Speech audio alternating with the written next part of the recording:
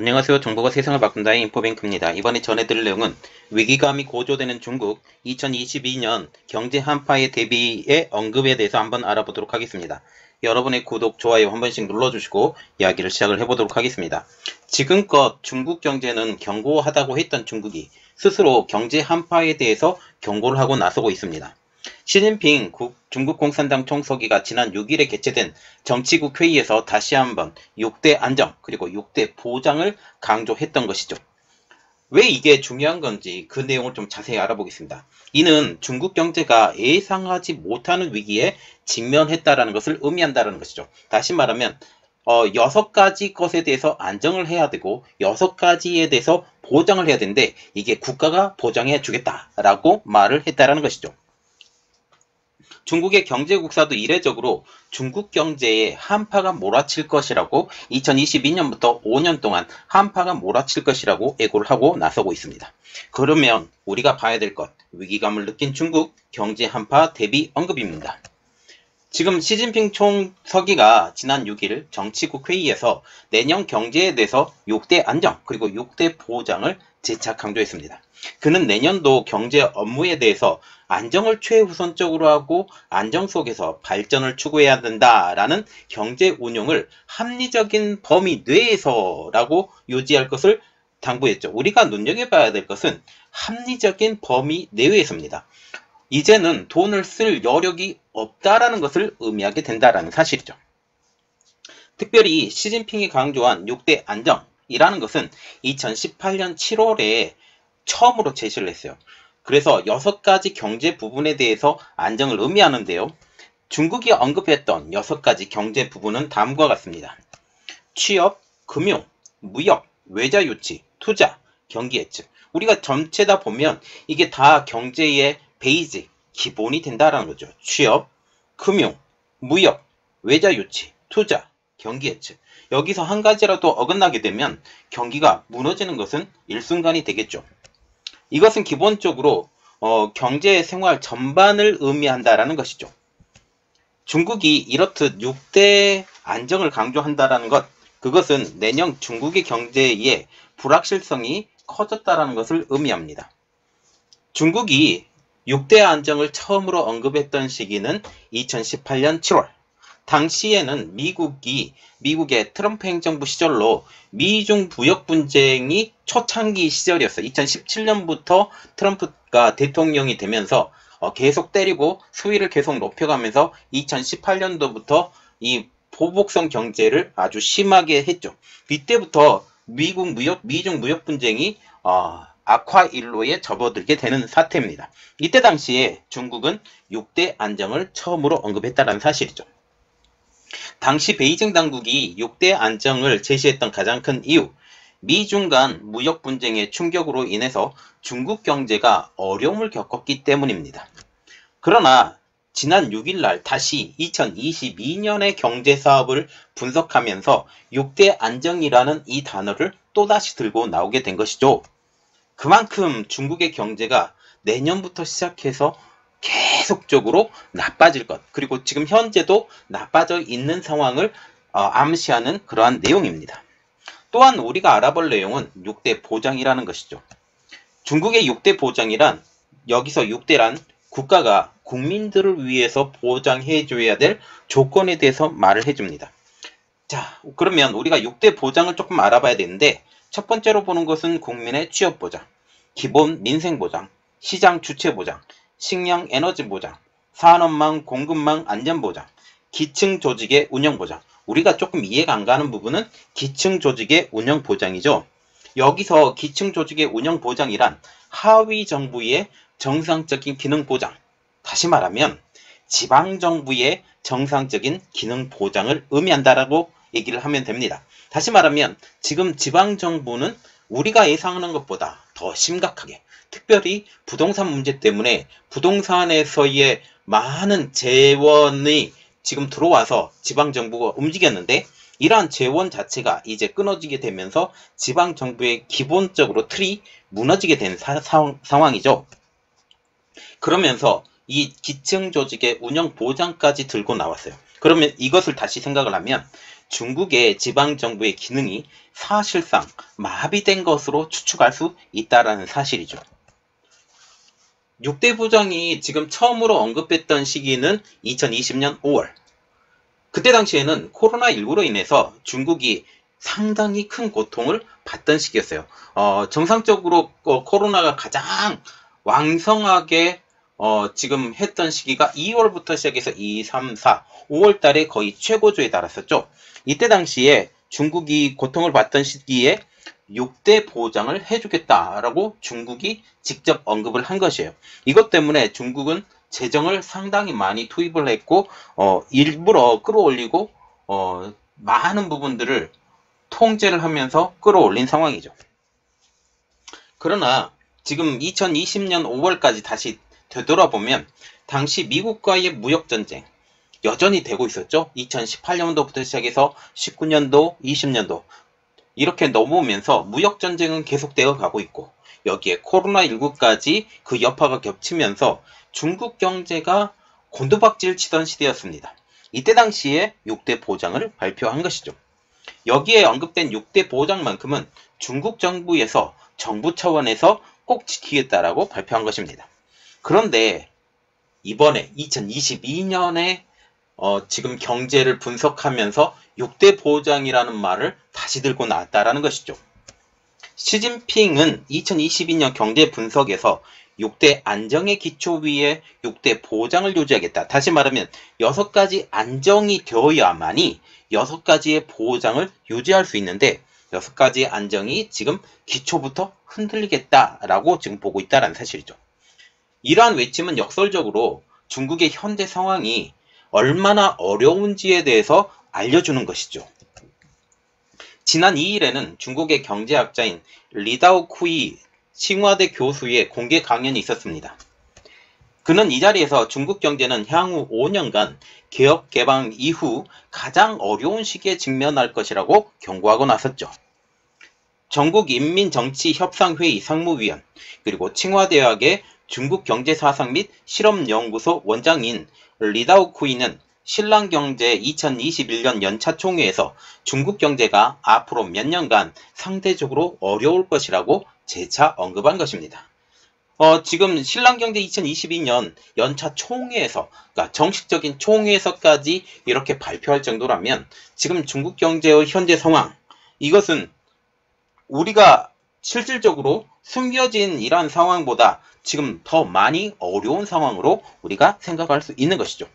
그는 또 향후 5년 총체적으로 보면 개혁 개방 이후 40년 이래 가장 어려운 시기가 될 수 있다라고까지 언급하고 있습니다. 그가 특히 주목한 부분은 중국 내의 내수 부족에 대해서 언급을 하고 있습니다. 중국의 내수는 미국과의 경제 전쟁을 할 때에 가장 믿을 만한 자원이라고 주창하면서 우리는 내수 경제가 탄탄하기 때문에 미국과의 경제 전쟁에서 결단코 승리할 것이다 라고 말할 정도로 중국의 내수 경제는 탄탄한 것으로 우리가 계속적으로 알아왔다는 것이죠. 그런데 중국의 경제 전문가 입에서 중국 경제 위기는 내수 부족에서 발생된 것이라고 언급한 것입니다. 이는 다시 말하면 내수가 생각만큼 많이 일어나지 않는다라는 것을 우리가 역설적으로 알 수가 있죠. 지금 현재 중국은 엔겔지수가 상당히 높아져 가고 있는, 그리고 이러한 상황에서 이제 돈을 쓸 데가 없는 거예요. 돈을 벌 데도 없어요. 지금 부동산 막혔죠. 그리고 주식도 지금 휘청휘청 거리죠. 그러면서 중국 인민들이 가장 돈 벌기 쉬운 수단으로 생각했었던 것이 부동산. 그런데 부동산이 헝다 사태 때문에 완전히 무너져 가고 있는 상황에서 지금 그 상황이 어려웠다라는 거죠. 그는 다음과 같은 예를 들면서 지금 내수 부족을 언급했습니다. 중국한 프라데이인 쌍십일절 11월 11일에 예를 들면서 현재의 성장 속도가 20% 이하로 떨어진 가장 중요한 원인 중에 하나는 바로 임금 상승이 따라가지 못한 것이라고 지적을 하고 있습니다. 우리가 또 여기서 눈여겨봐야 될 것, 임금 상승에 대한 언급을 했다라는 것이죠. 즉 임금을 높여서 내수를 활성화해야 된다는 주장입니다. 임금이 높아지면 중국에 대한 매력도 떨어져 가게 된다는 거죠. 즉 저임금으로 성장해왔던 중국이 임금을 높여야 한다라고 역설적으로 주장하고 있다라는 거죠. 다시 말하면 중국은 이제 고부가 가치의 산업으로 이제 탈바꿈해야 된다, 손바꿈해야 된다라는 그런 역설과 지금 전력난을 통해서 지금 중국 정부가 생각을 했었던 것은 이제 고부가가치 산업으로 우리는 육성하겠고 탄소를 발생시키는 산업은 줄이겠다라는 거죠. 그래서 많은 공해 유발 산업들은 이제 중국에서 몰려나가야 되는 이러한 입장까지 보게 된다는 사실이죠. 리다이쿠이는 무당파, 말하자면 어떤 당이 있지 않아요. 뭐 장쩌민 같은 상하이방이나 시진핑의 당, 이러한 당들이 있지 않은 중간지대, 무당파 인사이지만 그가 중국을 대신해서 중국은 강대하고 경제도 강대하다라고 중국을 대단히 자랑하고 다녔던 인물입니다. 이러한 이유로 중국 당국의 신임을 받아서 자주 시진핑 주석과 리커창 총리의 조언할 정도로 친분이 두터웠던 이 사람이 이제 중국 경제는 어려워질 것이다 라고 지금 의미 있는 발언을 했다는 사실이죠. 그래서 그는 중국에서도 경제국사라고 불리기도 합니다. 경제국사라고 불리는 그가 향후 5년간 가장 어려운 시기가 도래할 것을 경고하고 나서고 있는 것이죠. 그리고 이 리다오쿠이의 이 발언이 그대로 다 전파되고 있는 사실입니다. 또 우리가 생각을 해야 되는 게 왜 이 경제국사로 불렸던 리다오쿠이가 이렇게 대단한 중국이라고 축해 올렸던 리다오쿠이가 중국 경제에 찬바람 불 것이라고 경고를 했을까? 그 이유는 뭘까라는 것이죠. 그 이유에 대해서 우리가 조금 자세히 들여다보도록 하겠습니다. 자, 그러면 우리가 기본적으로 생각을 해야 될 것이 2022년의 암울한 중국입니다. 제만의 차이신 미디어의 셰신허 회장이 페이스북에 이런 글을 올렸습니다. 중국을 추켜 세우던 경제학자 리다오쿠이죠. 경제학자에 비해서 중국의 고단한 나날을 보내야 한다는 말하는 것은 애사롭지 않다. 다른 사람이 중국 경제를 나쁘다고 하면 필시 중국은 악의적인 공격이라고 하면서 개정을 봉쇄할 것이기 때문이다. 이번 리다오쿠이가 나서서 경고하는 데다가 중앙의 감시를 받고 있는 신보에 실렸다라는 것은 더욱 심삼치 않다라고 하면서 이번 리다오쿠이의 발언에 대해서 그는 중국 경제는 굉장히 좋지 않다라고 비판의 목소리를 날리는 것이죠. 그러면 왜 중국은 리다오쿠이의 위기 발언을 관영신보에 그대로 올렸을까라는 내용이죠. 셰진허 회장은 이것에 대해서 이렇게 분석을 하고 있어요. 중국 당국이 의도적으로 체제 내 경제학자 입을 통해서 아직도 대단한 나라에 살고 있는 개미 서민들에게 미리 예방주사를 놓은 것이라고 하면서 그들에게 고된 날이 곧 올 것이니 더는 꿈에 취해 살지 말고 허리띠를 졸라맬 마음을 준비하라고 알려주는 것이다 라고 언급을 했습니다. 이는 다시 말하면 리다오쿠이의 이러한 발언이 그대로 실린다라는 그 이유는 이제는 우리는 이것을 숨길 만한 능력도 없고 이제 이것이 공식적으로 2022년부터 5년간 경제의 그 바닥을 기게 될 것이다 라는 것을 중국 정부도 공식적으로 인정한다라는 그런 분위기입니다. 홍콩 신보도 리다오쿠이의 경고를 인용해서 중국이 어려운 나날을 준비하고 있다라고 전하고 있죠. 중국의 경제국사 리다오쿠이, 대만의 차이신의 셰신허 회장, 홍콩 신보 이 모두가 중국의 경제 한파에 대한 거대한 쓰나미가 몰려올 것에 대한 경고를 보내고 있는 사실이죠. 그리고 앞으로 5년간 가장 어려운 시기가 도래할 것에 대해서 경고음을 보내고 있는 것입니다. 이는 지금도 미중 무역 분쟁을 통해서 중국 국민은 먹고 살기가 힘들다고 느끼지만 아직 가장 어려운 때는 아직 오지도 않았다 라고 상기를 시키는 것입니다. 더 어려운 때가 오니 마음의 준비를 하라는 것이죠. 지금 당쉐원 금고 캐피털 사장은 자유아시아 방송과의 인터뷰에서 중국의 3분기 경제 데이터의 부정적인 그림자가 이미 나타나기 시작했다고 밝히고 있습니다. 당쉐인은 3분기 경제 데이터에서 중국의 최신 인플레이션 데이터인 CPI는 1.5%인 반면에 공장 생산자 출고가 PPI는 13.5에서 12%나 차이가 난다라고 하면서 이는 제조업체가 생산 원가가 매우 높은데도 가격을 올릴 엄두를 내지 못해서 기업의 압력이 매우 크다라는 것을 설명한다라고 밝혔습니다. 다시 우리가 이것을 분석을 해야 되는데 인플레이션 데이터 CPI가 1.5%입니다. 그런데 생산자 출고가 PPI가 13.5라는 거죠. 그래서 13.5에서 1.5를 빼면 12% 차이가 난다라는 거죠.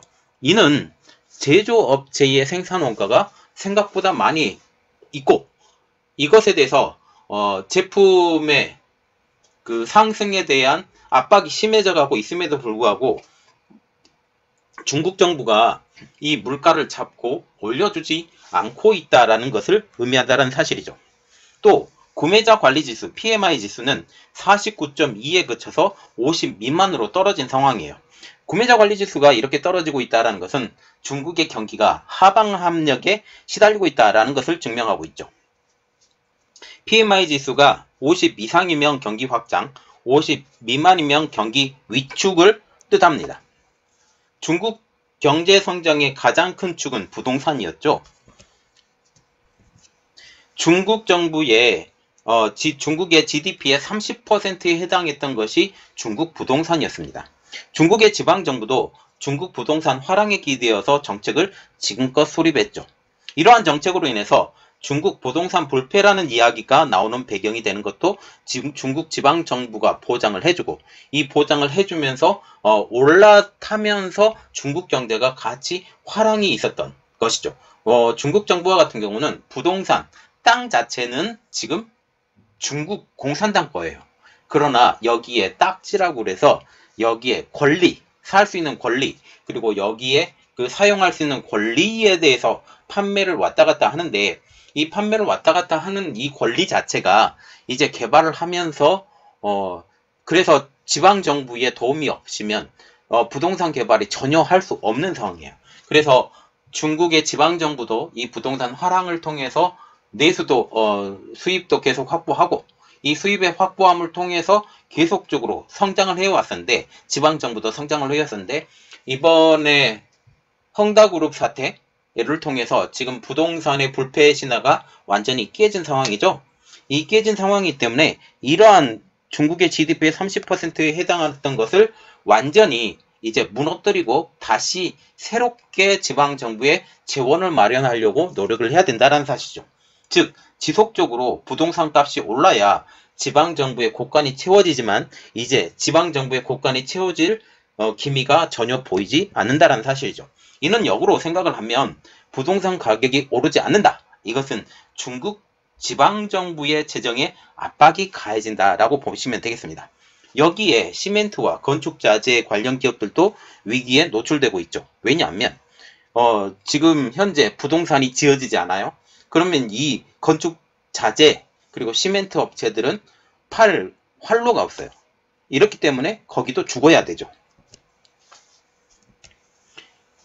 그리고 또한 부동산 가격이 오르지 않으면 서민들도 돈 벌기가 쉽지 않다라고 생각합니다. 서민들도 지금 부동산에 대해서 불패 신화이기 때문에 투자를 계속 해왔어요. 돈을 빌려서라도 투자를 해왔습니다. 이 빌려서 투자해왔던 것이 이제 대출까지 딱 막히면서 이제 이 권리 자체가 돈이 되지 않는 이러한 상황이 되기 때문에 부동산으로는 이제는 돈 벌 기회가 없다라고 생각합니다. 공동부유를 통해서 이 부동산을 잡아버렸는데 이 공동부유가 역으로 중국 경제 성장의 발목을 잡는 현 상황이죠. 지난달 국제통화기금 IMF도 성명에서 중국의 경제 하방 리스크가 누적되면서 경제 불균형이 일어나고 있고 성장세도 둔하고 있다라고 지적하고 있습니다. 그리고 우리가 눈여겨봐야 될 것은 중국 인민들이 저임금에 시달리고 있다라는 내용이죠. 얼마 전 중국의 최고 투자은행인 중국국제금융공사가 발표한 연구 결과에 따르면 중국의 월 수입은 500위안, 약 9만 원에 못 미치는 인구가 2억 2천여만 명이나 되는 것으로 나타났습니다. 중진공사는 14억 중국인을 가구별로 11개 등급으로 나눴는데 월 수입이 0위안인 사람이 546만 명, 500위안 미만이 2억 1,589만 명, 500에서 800위안이 2억 203만 명, 800에서 1000위안이 1억 2404만 명이었습니다. 월 소득이 500위안이면 하루에 20위안, 3,700원도 안 되는 돈으로 버텨야 한다라는 의미죠. 중진공사에 따르면 월 수입이 5,000위안이 넘으면 중국인 상위 5%에 들어가고 월 수입이 2만 위안 이상인 사람은 지금 70만 명 정도밖에 되지 않는다라고 발표를 했죠. 보고서에 따르면 고소득층은 그렇게 많지 않다라고 지적하고 있습니다. 대다수의 중소도시에서 월 수입이 5천여 위안이 되는 사람은 실제로는 많지 않고 베이징, 상하이, 광저우, 선전 등 일선 도시에서도 월 5천 위안이 밑도는 사람이 적지 않다라고 발표하고 있죠. 보고서는 모두가 부유하다고 생각하지 말라. 실제로 모두 한 끼 식사를 위해 노력하고 있다라고 발표하고 있습니다.